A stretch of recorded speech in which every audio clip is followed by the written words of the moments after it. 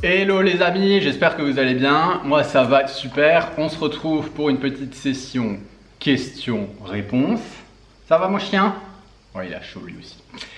Si vous voyez que je suis complètement à l'ouest, que j'ai deux tensions par rapport aux autres vidéos que je fais d'habitude, c'est normal. Je suis comme vous, je subis la chaleur, la canicule. Voilà, on habite dans le sud de la France, à Menton. Et il fait une chaleur abominable, voilà. Bref, donc j'ai très chaud et si vous me voyez aussi suer tout le long de la vidéo, c'est normal. Voilà. J'ai un coaching qui s'est annulé. Céline a fait une petite sur Instagram, là vous savez, posez-moi vos questions. Voilà, donc une session questions-réponses. Elle a eu des questions super intéressantes là depuis 2 jours et je vais les reprendre une par une, celles qui me semblent plus pertinentes. Et je vais y répondre en vidéo. Voilà, donc je profite de ce créneau, de cette annulation de coaching et de ce concours de circonstances pour vous faire une petite vidéo là-dessus. Je viens d'aller promener avec mon chien aussi, j'ai super chaud. Pour ceux qui n'ont pas suivi sur Instagram aussi en parlant de chien, notre petite chienne vient d'accoucher. Donc on a eu 4 petits bébés chiots, ils sont juste adorables, c'est un truc de fou. C'est magnifique de voir ces petites bêtes là. Bref, voilà, je vous raconte ma vie. Et suivez-nous sur Instagram si vous voulez avoir plein de chiens, si vous voulez voir plein de chiens et plein de chiots bien sûr, et avoir tous nos conseils lifestyle, santé, bien-être, nutrition. Vous avez vu le petit placement là pour nous suivre sur Insta discrètement. Alors, j'ai pris mon petit cahier et tout, hein, ça rigole plus. Première question. Manger moins quand on ne s'entraîne pas. Est-ce que c'est une démarche, une idée intéressante? Alors oui et non. Pour moi, ça va dépendre en fait de tes objectifs. On va prendre, on va dire, 2 types d'objectifs. Premier objectif, ton objectif c'est de perdre du poids. Donc oui, ça peut être intéressant de manger moins lorsque tu ne t'entraînes pas si tu veux perdre du poids. Mais attention, il faut faire les choses intelligemment, c'est-à-dire qu'on ne va pas descendre n'importe quel macronutriment. On va descendre les glucides, d'accord? C'est les glucides, on va dire que c'est un petit peu un levier, c'est notre source d'énergie. Donc à ce moment-là, on va descendre les glucides. On ne va pas toucher à ces protéines, on ne va pas toucher à ces lipides. Les protéines, c'est super important d'avoir un taux fixe, les lipides aussi, parce qu'ils sont responsables de notre santé hormonale. Et les protéines, c'est tout ce qui est construction musculaire, etc. etc. Donc on ne va pas toucher à ça si on ne veut pas avoir de fonte musculaire, même si on veut perdre du poids, on ne veut pas perdre du muscle, on veut perdre du gras. Donc, on ne va pas toucher à ces protéines, on ne va pas toucher à ces lipides et on va descendre ces glucides. Mais encore une fois, il faut faire les choses intelligemment. On ne va pas descendre de 500 calories de glucides en moins parce qu'on ne s'entraîne pas. Voilà, ça va dépendre des profils, ça va dépendre des personnes, ça va dépendre des objectifs. Je n'ai pas envie de donner des informations qui ne sont pas adaptées à vous, pas adaptées à toi personnellement. Donc à toi de voir comment tu te sens et à toi de faire un petit peu ta tambouille, mais descends tes calories et si tu les descends tes glucides uniquement si tu veux mincir. Maintenant, on va parler un petit peu plus de performance ou de santé. Donc, on va parler de santé pour des gens qui ne sont pas sédentaires, d'accord? Qui font une activité physique régulière ou qui font leurs 10 000 pas, qui vont marcher, qui sont actifs. Parce que pour moi, quelqu'un qui est 100% sédentaire, qui n'est pas actif, c'est pas quelqu'un qui est en bonne santé, c'est pas quelqu'un qui se dirige vers une bonne santé. Donc, on va parler de performance et de santé. Moi, je pense que c'est pas une bonne idée, si on veut être en bonne santé ou qu'on vise la performance, de manger moins les jours où on ne s'entraîne pas. Parce qu'au contraire, je pense que c'est justement dans ces phases de repos où le corps peut bien assimiler tous les nutriments, tous les macronutriments, aussi les glucides. C'est important de refaire ces sources de glycogène durant les jours de repos.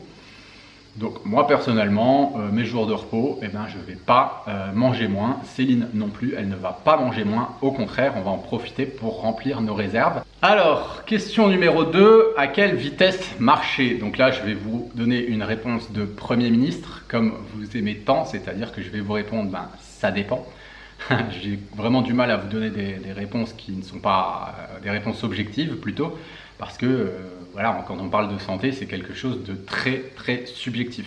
D'accord? Donc ça va dépendre de la personne. Si on s'adresse à une personne qui est en surpoids depuis plusieurs années, qui n'a pas fait de sport, qui est resté sédentaire depuis des années, aller marcher peut-être, je sais pas moi, à 5 km/h, 5 km/h et demi, ça peut déjà être très compliqué.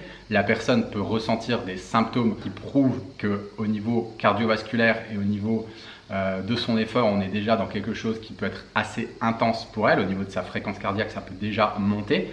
Donc là, ça va vraiment dépendre de la personne. Si elle a du mal à respirer, si elle a du mal à parler, si elle a du mal à s'exprimer, si déjà c'est une personne qui a les poumons qui sont bien engorgés, bien fermés, ça va être compliqué. D'accord? Donc voilà, c'est compliqué pour moi de donner une valeur et de dire tout le monde devrait marcher à tant de km/h. D'accord?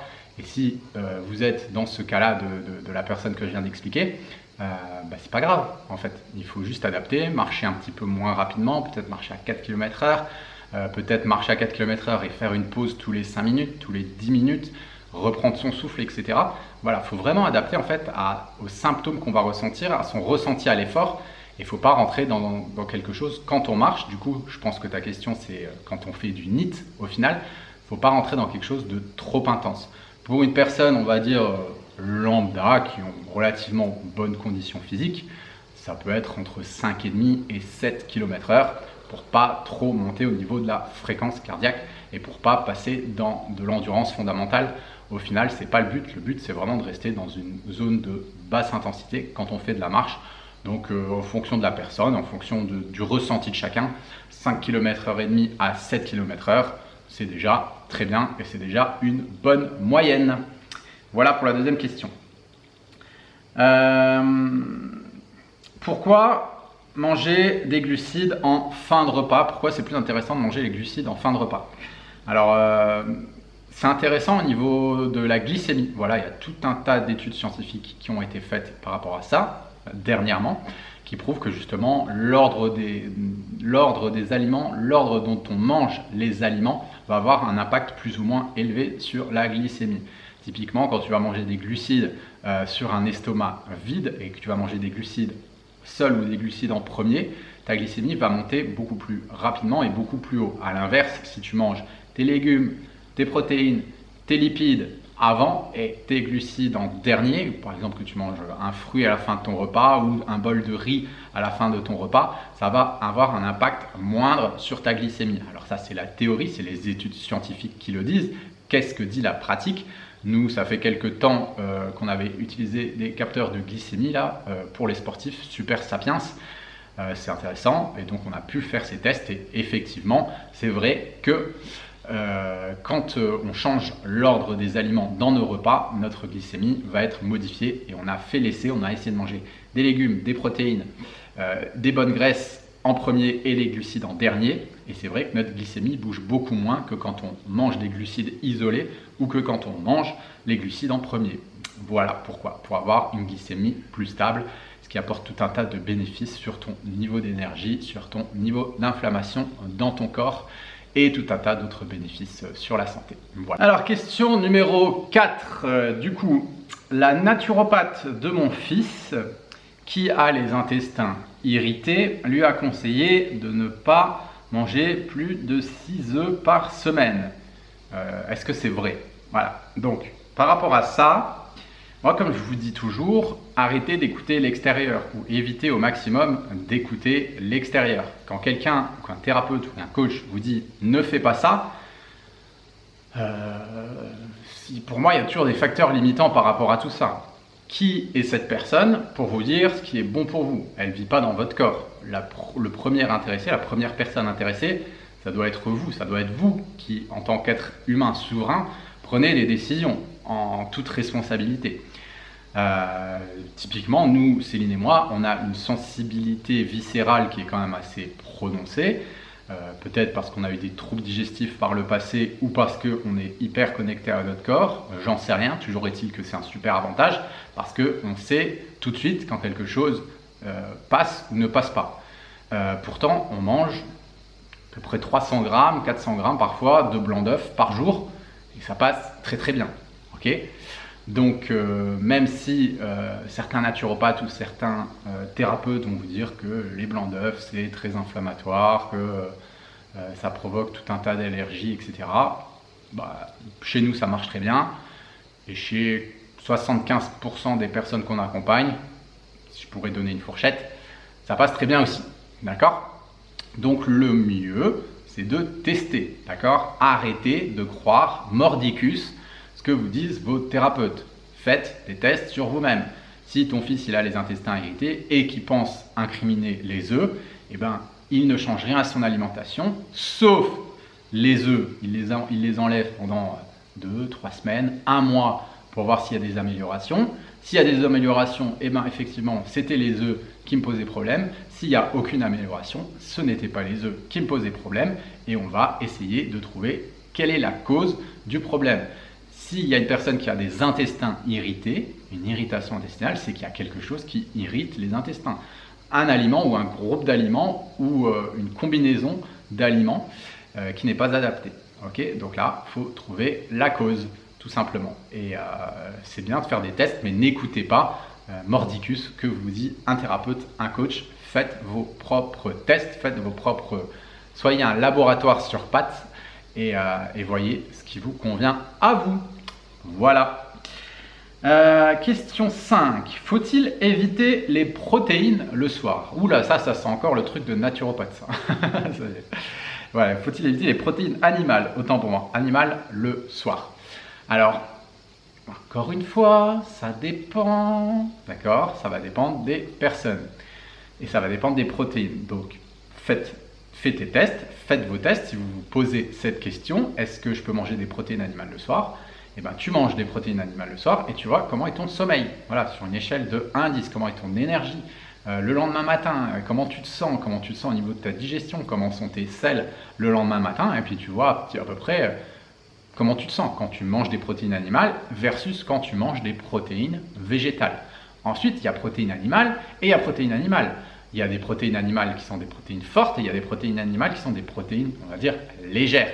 Par exemple, si je mange 300-400 grammes de steak haché le soir avant d'aller me coucher, moi personnellement, ça risque de me porter préjudice, entre guillemets, c'est-à-dire que je vais avoir le corps, je vais me sentir chaud de l'intérieur, je vais avoir beaucoup d'énergie. C'est pas idéal d'avoir beaucoup d'énergie avant d'aller se coucher le soir.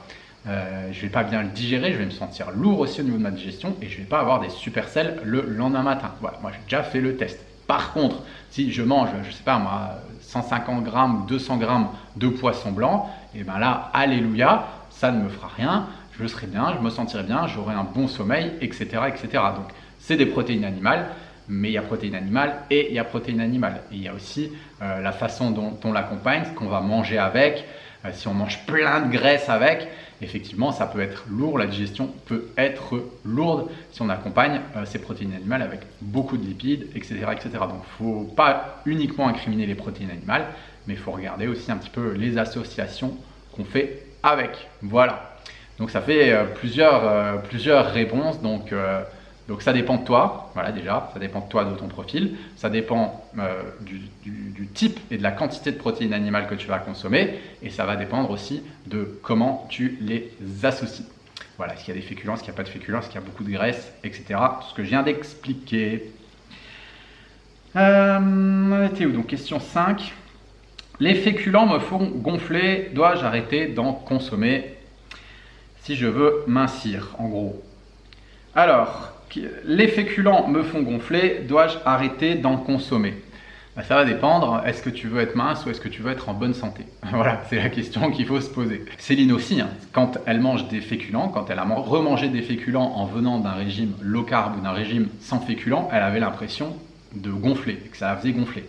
C'est tout à fait normal, les féculents c'est des glucides et les glucides ça retient l'eau, d'accord? Ça fait un effet rétention d'eau, c'est pour ça que les régimes sans glucides ou les régimes cétogènes, les gens pensent que c'est un truc super génial, miracle et magique parce que quand ils arrêtent les glucides, eh ben, ils ont l'impression de perdre du poids, de fondre, et souvent c'est ce qui se passe, hein, on perd 1, 2, 3 kilos de flotte quand on arrête les glucides, c'est tout à fait normal parce que les glucides retiennent l'eau.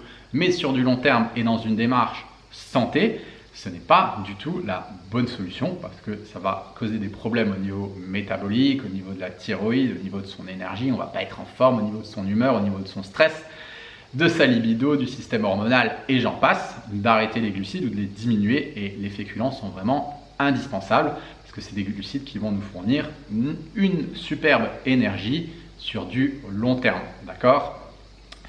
Donc si les féculents te font gonfler, bah non, faut pas les arrêter. Il faut juste trouver la bonne quantité, la bonne source de féculents, ceux qui te correspondent le mieux, ceux qui qui te donnent le plus d'énergie. Mais le fait que les féculents te fassent un peu gonfler, c'est normal. Céline aussi, et la plupart des femmes aussi, en venant d'un régime low carb ou quoi que ce soit, quand on remange des féculents, ça nous fait gonfler. Ben voilà, c'est normal, ça fait de la rétention d'eau. Voilà, mais ça fait partie d'un bon équilibre pour être en bonne santé. Les féculents, ça je l'ai dit. Pourquoi manger Alors, super question, justement, on reste dans cette thématique. Pourquoi manger des glucides? Pourquoi manger des glucides? Parce que c'est le substrat énergétique préféré de ton corps, tout simplement.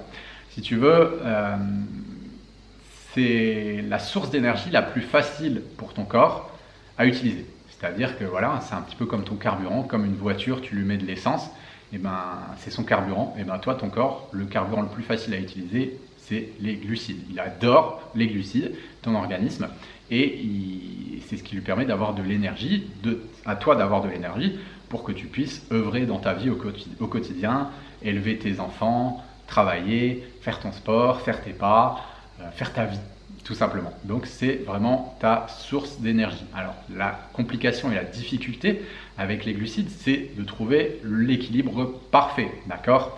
L'équilibre parfait, c'est-à-dire qu'il faut en manger ni trop, parce que si on en mange trop, on va générer trop d'insuline, on va avoir une glycémie un petit peu en mode montagne russe, on va générer de l'inflammation dans son corps, on va être fatigué, on va prendre du poids, bien évidemment, et c'est pas ce qu'on veut. Si on n'en mange pas assez, on va être fatigué, on va être épuisé, on va être démotivé, on va perturber son fonctionnement métabolique, on va perturber sa thyroïde, on va perturber sa physiologie interne. Et donc l'idée, c'est vraiment de se mettre dans une espèce de petite case, ce fameux juste milieu qui est absolument subjectif et qui va dépendre du profil de chacun. Et l'idée, c'est justement de faire des tests et de voir quelle est la consommation de glucides qui te convient, qui vous convient, qui est parfaite pour vous et qui vous permet d'avoir les meilleurs résultats en termes de santé, bien-être, performance, humeur, libido, santé hormonale, santé métabolique et physiologique. Donc ça, c'est le plan A de ton corps, d'accord? Utiliser les glucides que tu lui amènes par l'alimentation, c'est là où il se sent le mieux, là où il est dans un état optimal.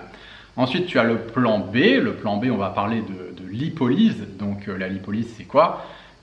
C'est la capacité de ton corps à utiliser ses propres graisses de réserve plutôt que les glucides que tu vas lui apporter par l'alimentation. D'accord? Donc ça, la fausse bonne idée, ce serait de se dire, c'est super, je vais arrêter les glucides, comme ça mon corps va prendre ses propres graisses de réserve et puis je vais perdre tout le poids que j'ai en trop. Ça, c'est vraiment la fausse bonne idée que ont en général les personnes qui sont néophytes ou qui ont une vision réductionniste ou simpliste de l'alimentation. C'est pas du tout comme ça que ça fonctionne. C'est des processus qui sont complexes et qu'on peut mettre en place en coaching ou que nous on met en place dans les sports d'endurance ou des choses comme ça. Justement, pour toutes les raisons que j'ai expliquées, il faut garder un taux quand même relativement important de glucides dans son quotidien qui correspond à son profil pour justement, dans tous les cas, qu'il y ait un processus de lipolyse qui se mette en place de manière ponctuelle. Donc c'est pas non plus couper les glucides et se dire c'est bon, je vais partir en plan B en lipolyse.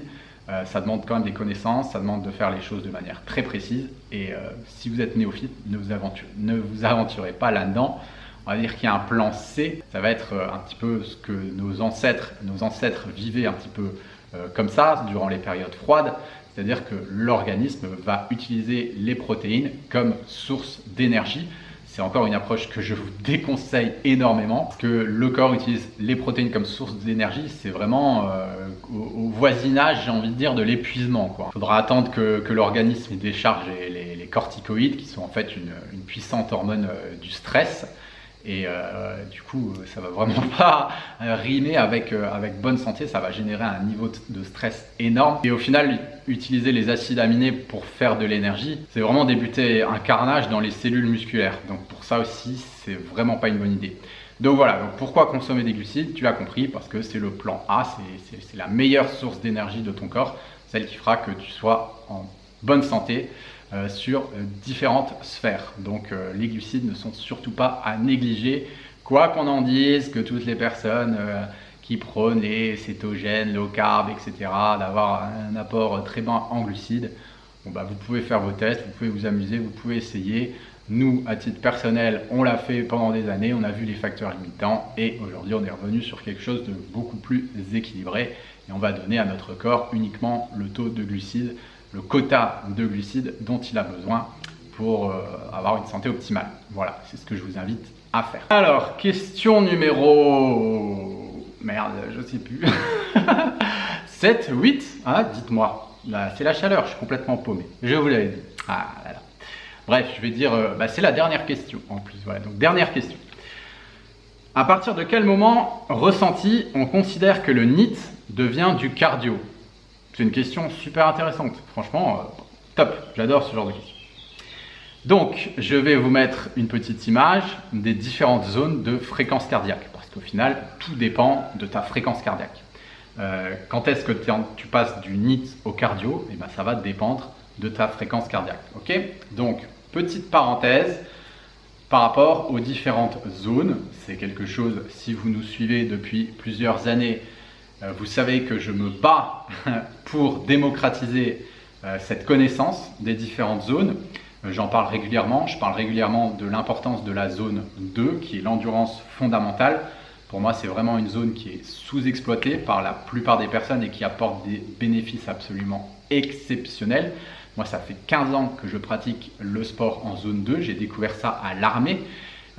J'ai eu un chef de groupe qui m'a initié aux différentes zones et j'ai vu des transformations au niveau de ma physiologie, de mon métabolisme qui étaient absolument incroyables et des progrès qui étaient incroyables.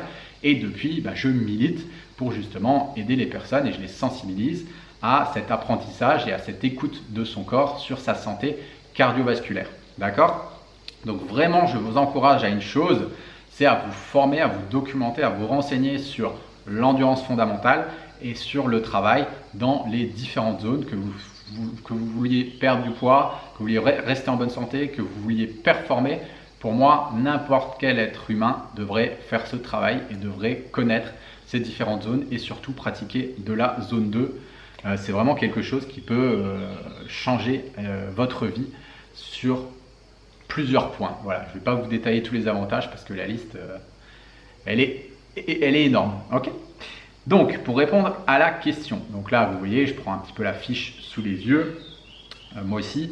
Donc, en fait, vous voyez qu'en zone 1, donc du coup, vous êtes en mode NEAT. Dans la zone 1, vous êtes plutôt dans une phase entre 60 et 70% de votre fréquence cardiaque maximale. D'accord? Donc là, c'est des petits calculs à faire. Je vous laisse vous renseigner sur la question. Encore une fois, c'est des choses subjectives, donc je ne peux pas vous expliquer, vu que je ne vous connais pas, vu que je ne vous ai pas en coaching, vu que je ne vous ai pas sous la main, que je ne connais pas votre âge, etc. Je ne peux pas faire les calculs à votre place, c'est à vous de faire les recherches, et nous, c'est des choses qu'on fait en coaching. Ok, donc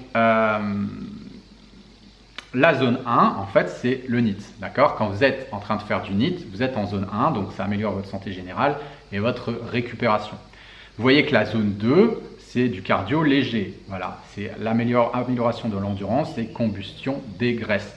Après, il n'y a pas de seuil entre ces deux zones-là. Donc, c'est-à-dire que, on va dire que quand vous êtes en zone 2, vous commencez à être en cardio. Mais il n'y a pas de seuil. D'accord? Il y a deux seuils, techniquement, qui sont le seuil aérobique et le seuil anaérobique. Putain, c'est dur à dire. Seuil anaérobique.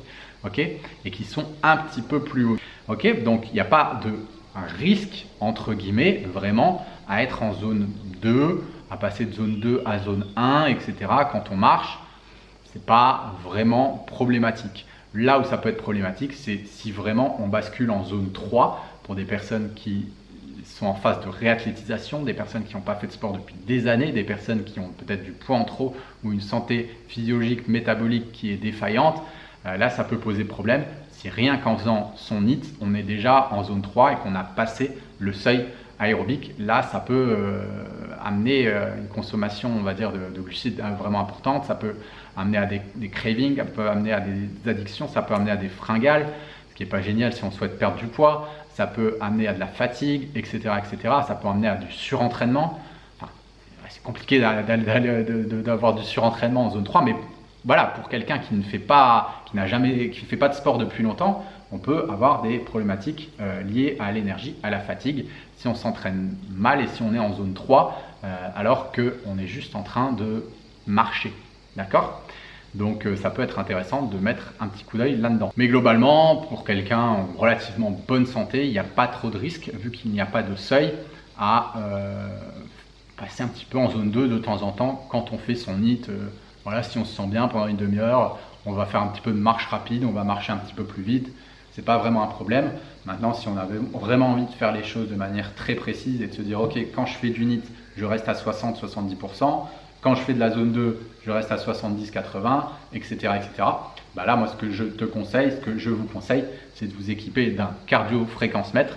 Alors, n'utilisez pas les cardio-fréquence-mètres soit sur votre téléphone, soit avec une montre qui est connectée au poignet.